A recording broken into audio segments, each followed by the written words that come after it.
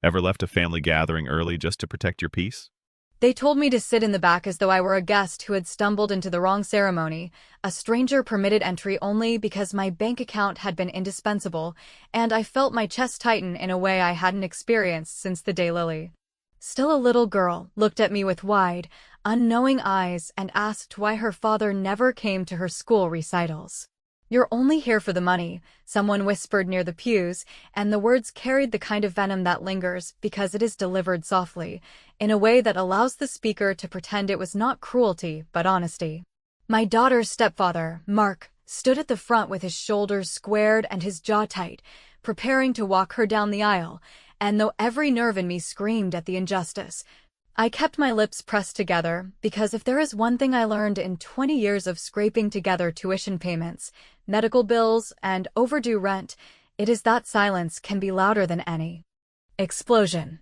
The ceremony began with the careful swell of violins, and I caught a glimpse of Lily at the doors, her hands shaking around the bouquet we had picked out together in a discount grocery aisle months before when the vision of this day still belonged to her. She was radiant, not because of the dress or the makeup, but because she carried that mix of fear and hope that only exists in moments when life is about to change forever, and yet even in that radiance I could see the flicker of doubt in her eyes, the one that told me she still registered, somewhere deep in her bones, that I should have been the one at her side. I didn't fight for it, though. I sat, spine locked, mouth dry, and reminded myself that you can't force recognition, it has to be earned, or in my case, withheld until the absence screams louder than your presence. When the officiant asked, "Who supports this marriage?" the crowd erupted with a rehearsed cheer, and I remained silent, not because I lacked support for my daughter, but because I refused to add my voice to a chorus that had stripped me of mine. Instead, I turned my silence into a weapon, one that sliced through the noise and lingered uncomfortably for those who noticed. And people noticed. I could feel their eyes on me, could sense their unease, because silence in a moment that demands noise unsettles people. It reminds them that control is not absolute. Cocktail hour blurred with whispers. My place card had been shoved near the catering entrance where servers burst through swinging doors with trays of crab cakes, and though I wanted to throw the card into the nearest trash bin, I instead carried it calmly to the parents' table, 2 seats down from the floral monstrosity centerpiece that probably cost as much as Lily's first semester at college. The planner rushed over, flustered, her words stumbling over apologies, and I cut her off with a smile and a reminder that liability insurance wouldn't cover a mother of the bride being knocked unconscious by a catering tray. She laughed nervously, shifted the setting, and I returned to my seat with the satisfaction of a quiet victory. Tiny, yes, but victories rarely start with fireworks. When the DJ called for parents' photos, he listed names with confidence until he reached the line that should have been mine, and suddenly his certainty collapsed like a bridge built too quickly. He shuffled cards, glanced around the room, and then moved on as though I had never existed. Mark smiled stiffly for the camera, the groom's parents stood tall, and the moment was captured without me, as though erasure could be performed by omission. My hands shook, but I refused to move, and that refusal became its own kind of defiance. The photographer looked toward me, brows furrowing, and I raised my hand slightly, a small acknowledgement that made the DJ falter and stammer into the microphone. "We're missing someone, aren't we?" Every eye turned to me then, and I didn't rise, didn't rush forward, didn't play into their performance. I stayed seated, calm, collected, and almost amused, because in that moment the burden shifted from me to them. Suddenly it was their job to explain why the mother of the bride had been seated like an afterthought while her daughter's stepfather had taken the aisle. The silence was no longer mine alone. It belonged to the room, heavy and pressing, and I could see Lily at the head table looking back at me, her expression caught somewhere between pride, guilt, and a desperate question she wasn't yet brave enough to ask. I smiled at her, not a forced smile, but one born of a decision I had already made, a decision that would shape the rest of the night. I would not argue. I would not fight in front of her. I would not reduce myself to the caricature they had painted. Instead, I would take everything they assumed about me, every way they thought they could use me, and I would turn it back on them with precision so sharp they wouldn't feel the cut until the blood was already flowing. And as the flashbulb snapped without me, and the laughter carried on as though nothing had fractured, I leaned back in my chair, knowing the real photographs of the night were yet to be taken, the ones that couldn't be framed or cropped, the ones that would haunt the memory of everyone who tried to write me out of the story I had built with my own hands. The DJ stammered again, uncertain whether to push forward or circle back, and the silence stretched so thin it began to crack. What he said next would rewrite the script of the night, and though I sat motionless, every part of me leaned into the tension, waiting, watching, daring him to make the mistake that would give me the opening I needed. By the time the band slid into a familiar Motown groove and the tent air settled into that syrupy mix of perfume, chafing dish steam, and borrowed confidence that only weddings create, I had already decided that if the night insisted on treating me like a sponsor rather than a mother, then I would use the only leverage sponsors ever truly have, which is the combination of paperwork, timing, and an expression that says you will absolutely pull the plug and still sleep well. So I took my clutch, felt the weight of my phone and the copy of the original run of show I had printed out of habit weeks ago when things still felt collaborative, and slipped toward the glass door that led to the venue office, a room that smelled faintly of ink and floral tape and where the decisions that actually shape an evening are made.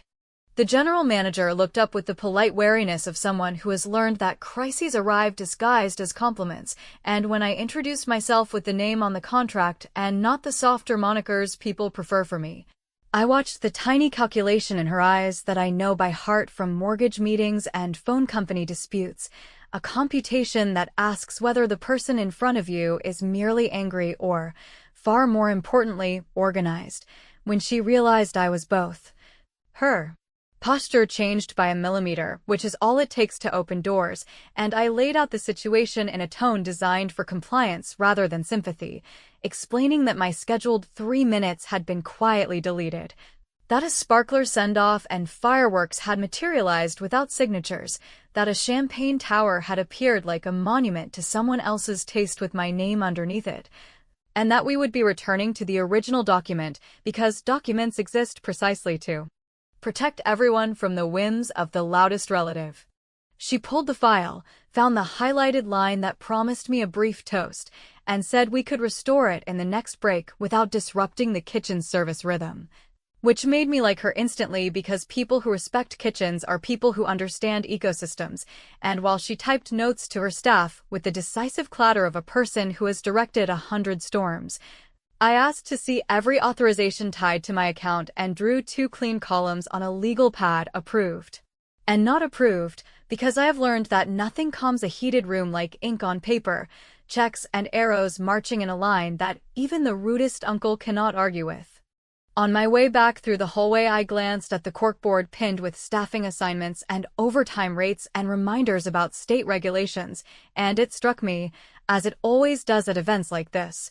how much of human celebration depends on people who will never appear in the photos, but who will remember forever the tone you used when you talked to them. So when I re-entered the tent, I thanked the first server who nearly collided with a groomsman doing a victory lap, and I made sure the planner saw me smiling at her because she did not deserve to be the battlefield for a family's unfinished fights, and then I returned to my seat and found the groom's mother already waiting.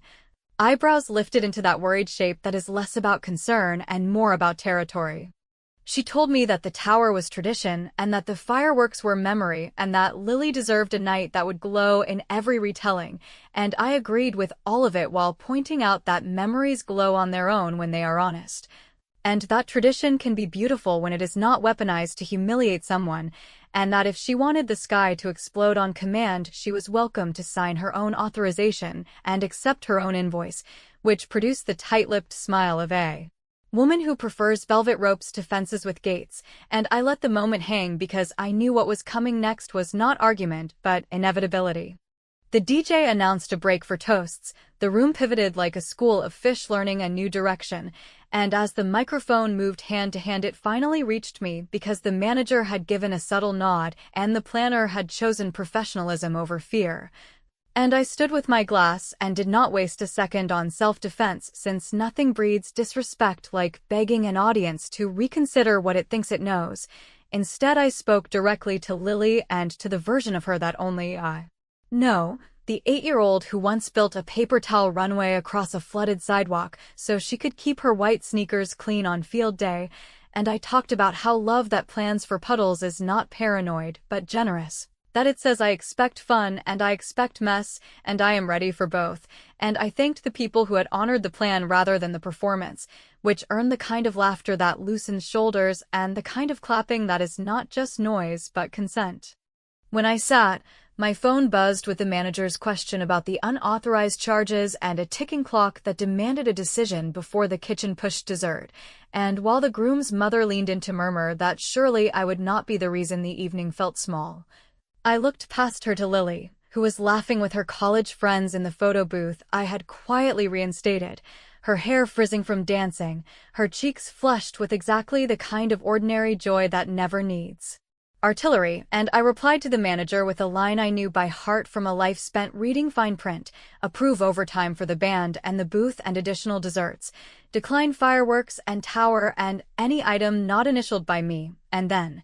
for the sake of closure and a small, deliberate kindness that doubles as a blade, I forwarded the manager the scanned copy of my original contract and signature so there would be no debate about who had the right to say yes.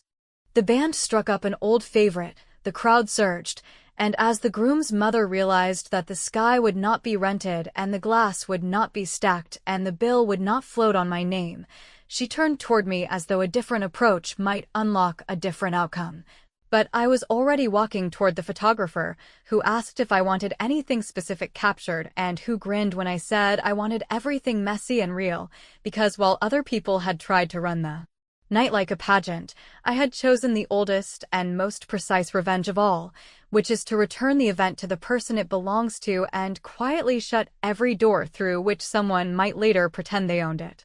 When the DJ's countdown of minutes felt like a hand pressed between my shoulder blades urging me back toward the center of a story I had paid to build yet been written out of,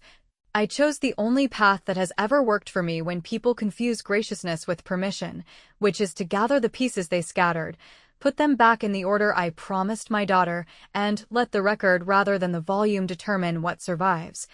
So I returned to the tent with the manager's text still glowing on my phone, nodded once at the planner who was juggling 3 crises while pretending to pour calm like water, and took my place beside the head table with the kind of smile that looks polite from across the room but, up close, warns anyone paying attention that negotiations are now concluded. The microphone felt warm from the hands that had tried to mold the night into their own biography, and while part of me wanted to tell the room exactly how many times my name had been erased, how many times the word mother had been sanded down until it resembled donor, I kept that impulse on a short leash because martyrdom is a cheap trick that burns bright and then stinks, so instead I lifted my glass and said that love is not a mood but a practice, that it lives in the boring choices and the unphotographed errands and the Tuesdays when you buy flowers from a grocery bin because the person you love likes the way the cheaper roses smell more than the pricey ones. And I thanked by name the people who had honored what was actually promised rather than what would make for better reels. The florist who repaired an arch in the rain, the bandleader who learned the sloppy 80s ballad my daughter sings off-key in the car, the planner who kept resetting the room after each change landed like a bowling ball, and the venue team who knows that sparklers are glittering lawsuits when staffing is tight. I could feel the groom's mother struggling to keep her smile steady as I threaded gratitude with precision, not accusing anyone of anything and yet leaving a breadcrumb trail of obligations fulfilled and boundaries enforced. Because there is a special kind of justice in watching a room understand without being told that respect has a paper trail. And when I closed with a story from Lily's childhood about the paper towel runway she built across a flooded sidewalk because she wanted to race with clean sneakers and not spend the day in wet socks, I said that the point of planning is not to banish puddles, but to honor the fun by acknowledging the mud, and the applause that followed did not sound like politeness or obligation, but something warmer and older. The sound people make when they recognize the truth about the way love works and are relieved to hear it spoken without posture. As the band slid into the next song and the room shook off the frozen attention that speeches demand, I stepped to the head table and let my fingertips rest on the small velvet box that someone had placed near the center arrangement like a prop in a show I had not auditioned for, and I felt that fierce, private flare of protectiveness that every mother knows when an heirloom promised in quiet suddenly becomes a public stunt, so I lifted the box before anyone could announce anything, waited until Lily turned toward me with a question in her eyes, and leaned close enough that only she could hear me say that a promise kept in private is a bond, not a performance, and that the cameo inside was hers. Not because tonight required theater, but because years ago, on a very tired evening after a very long shift, I told her it would be, and we do not break our own rules when other people build stages. She nodded with that tight little swallow that belongs to the moments when you realize someone has defended you without asking permission to do it, and I slid the box into her palm with a tilt of my head that meant later, not now, not here. Because the point was never to upstage anyone. The point was to remove the stage so my daughter could stand on ground that did not tip under her feet, and while we stood there the manager's message arrived with a second ping, a reminder that decisions have clocks and that failing to answer is also an answer, so I typed with the care of a person signing a mortgage and wrote that the only items authorized under my name were the ones initialed by me, that band overtime, photo booth, and additional desserts were approved, that fireworks, champagne tower, and any surprise exit vehicle were declined, and that any staff member citing me as a yes without documentation should be routed to the office where the contract lived like a spine. I slipped my phone away, turned back toward the dance floor, and found Mark hovering near a column with the expression of a man who had won a prize he did not quite trust, yet wore it anyway because people were watching. And when he told me in a voice pitched low for righteousness that walking her had been best for her and that I should be grateful to witness it, I answered with the kind of agreement that does not concede anything, telling him that many things can be best simultaneously and that time is very good at sifting arrogance from care, which startled him precisely because it gave him no anchor to fight, and he drifted off in search of an argument big enough to make him the victim of his own victory. The rest of the hour stitched itself together with the small repairs that make a night feel whole despite the attempts to fracture it. Friends snuck me into photos the DJ could not mislabel. The photographer kept catching my daughter laughing with her college roommates in sneakers under her dress, because she had decided comfort looks better than pain. The band played the messy ballad I requested and did it without irony, which is rarer than you think. And in that pleasant, humming lull that arrives just before the final sprint, the venue manager touched my elbow with a look that said the storm I had averted had found a new route, then led me back through the glass door to the office where decisions harden into records, and placed on the desk a fresh authorization sheet with my name printed at the top and a signature below it that tried very hard to look like mine while betraying itself with the greedy flourish of someone who has never had to sign anything that could take their house, at which point I felt the hottest, clearest stripe of anger slice through the composure I had maintained all night, not because they had tried to force fireworks into the sky, but because they believed forged certainty could drag me across a line I drew with my own blood. And I understood that whatever happened next would decide not only the cost of the evening, but the price of being my daughter's mother in the years to come. The office smelled faintly of toner, wilting flowers, and stress that had been hiding under polite smiles all evening. And when the venue manager laid the new authorization sheet on the desk with my name printed neatly at the top and a signature beneath that looked almost like mine, but failed in the same way counterfeit bills fail under the right light, I felt something cold and precise slide through me. Not shock exactly, but the quiet insult of being underestimated, the knowledge that someone believed they could steal not just money but authorship by scribbling a looped forgery onto a page and hoping the chaos of celebration would erase the evidence. I asked her, calm but deliberate, who had delivered this form, and she answered the way professionals answer when they know politics are at play, saying only that it was a family member who insisted I had approved everything but was too overwhelmed to sign in person. Overwhelmed. It was such a revealing word, chosen because it flatters the speaker into imagining themselves as rescuer, when in truth it reduces the subject to a liability, and I could not help but laugh once, quietly, because if there is one thing I have never been in the middle of any crisis, it is overwhelmed. I slid the forged page back across the desk and instructed her to treat any expense not initialed by me as null, to decline fireworks, champagne towers, surprise vehicles, or any other monument to vanity masquerading as generosity, and to log that instruction in writing so there would be no chance for later confusion. She exhaled as if relieved to be told which way the current should flow, and I thanked her with the same tone I use when tipping a waitress who has balanced a tray too heavy for one hand, because gratitude is currency in rooms where power shifts quickly. And then I returned to the tent where music, laughter, and the artificial scent of rented flowers tried to pretend nothing was fracturing just beneath the surface. The groom's mother intercepted me before I reached my seat, her perfume sharp enough to sting and her smile stretched so thin it looked painted on, and she informed me that we had an understanding, that I was supposed to support the vision for the night,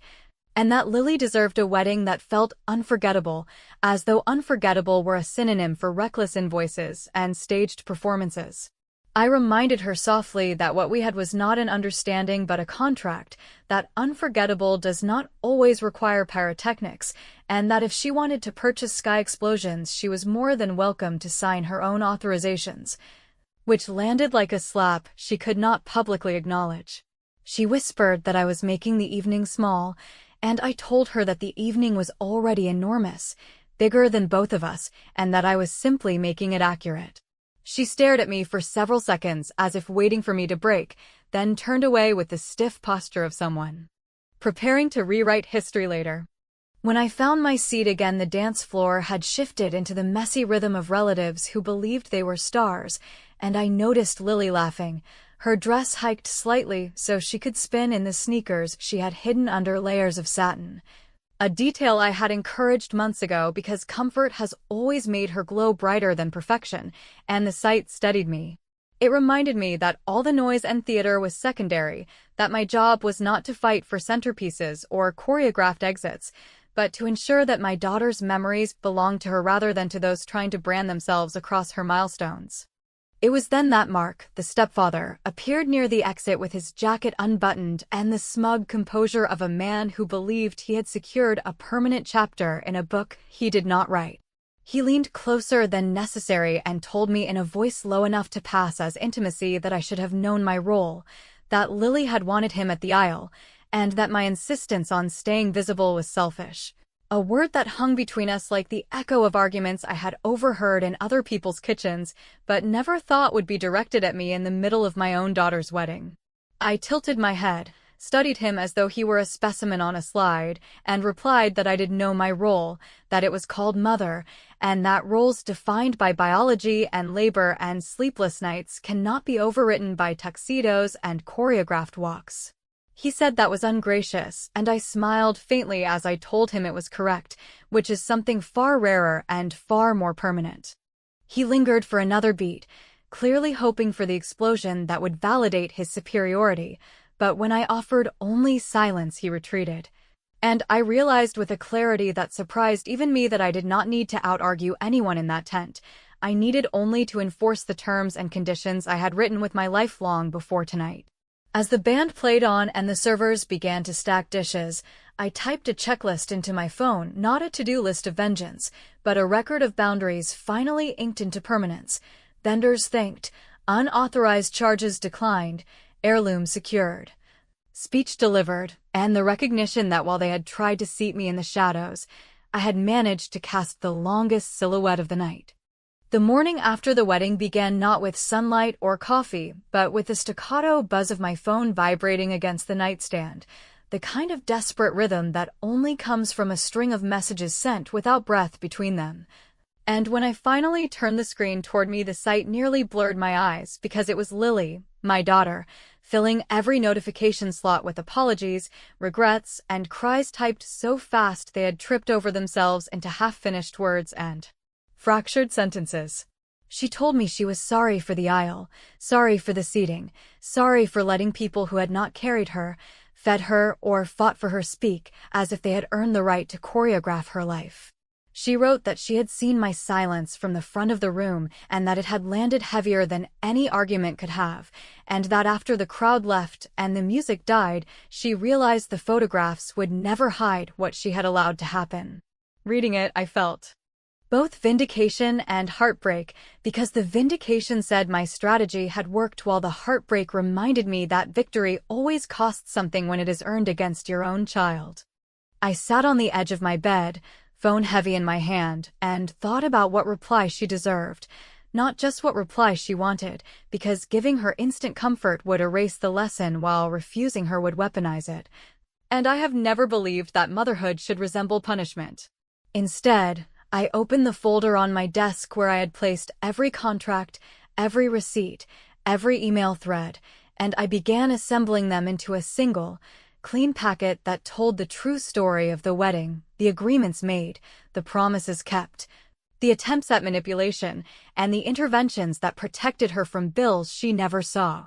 Alongside those papers, I included the scanned photograph of us in the floral warehouse months before, standing beside buckets of discount hydrangeas with wet sleeves and stupid grins, because I wanted her to remember that the vision had once been hers and mine alone, before anyone else tried to turn it into a pageant. At the end, I wrote a note, not long and not sentimental, but exact. You never needed a stage to be mine. The proof is in what we built before anyone else arrived. After sealing the packet, I sent her a message agreeing to breakfast later that day, because reconciliation cannot wait for perfection, and then, almost as an afterthought, I posted a brief public thank you to the vendors on social media, naming the florist, the band, the planner, and the venue staff, praising them for honoring what had been promised rather than what had been demanded. It was not an attack, but it was sharp enough that anyone who had pushed for extras they did not pay for would feel the sting, and I knew the story of the night would be told differently in the days that followed. That the narrative of grandeur sabotaged by pettiness would shift into one of authenticity protected by diligence. That was the revenge I had chosen, not fireworks or champagne towers, but a correction to the record, a reminder that accuracy outlives theater. When Lily finally called, her voice was cracked and small in a way that took me back to the nights she cried herself to sleep over classmates' cruel words. Except this time she was no longer a child, and the cruelty had not come from peers, but from the family she had trusted to balance loyalty and spectacle. She asked if I could forgive her, if we could reset, if she had ruined something too sacred to repair. I listened, letting her words tumble, and told her that forgiveness was not the issue because I had never withdrawn love, but that resetting would require her to decide whose voices mattered most in her own story. And that if she allowed others to dictate the shape of her milestones, she would always find herself apologizing afterward. She wept harder at that, which broke something in me, but I did not retract it, because truth delivered too late is still better than silence. As I prepared for breakfast, I wondered whether she would truly absorb the lesson or whether regret would fade once the photographs began circulating, because shame can evaporate quickly when other people start insisting that the night was magical. And perhaps she would let herself believe them, because believing them would be easier than living with the weight of betrayal. Still, I also knew she had inherited my stubbornness, the kind that does not forget the shape of silence at the back of a ceremony or the weight of an heirloom pressed into her hand in private, and I hoped that those details would outlast the noise.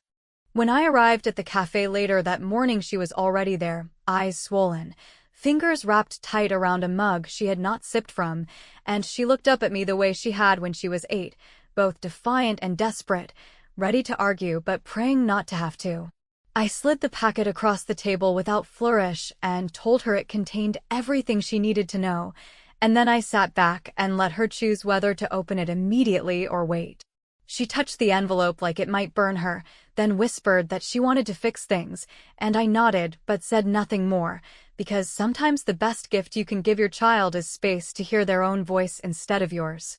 Whether she will truly see the pattern, whether she will finally understand that allowing others to script her life always ends in regret, I cannot say. The ambiguity hangs over me like a weight that may never fully lift, but perhaps that is the final lesson, that motherhood is not about completing the story neatly but about leaving enough space for your child to find their own ending. And so I walked home that day carrying both pride and sorrow, knowing I had not lost my daughter, but also not entirely sure I had won her back. And in that uncertain balance lies the truth of what we owe to those we raise, not a stage, not fireworks, not applause, but the relentless insistence that their story remain theirs, even when the cost of protecting it is silence that bruises and revenge that leaves questions unanswered.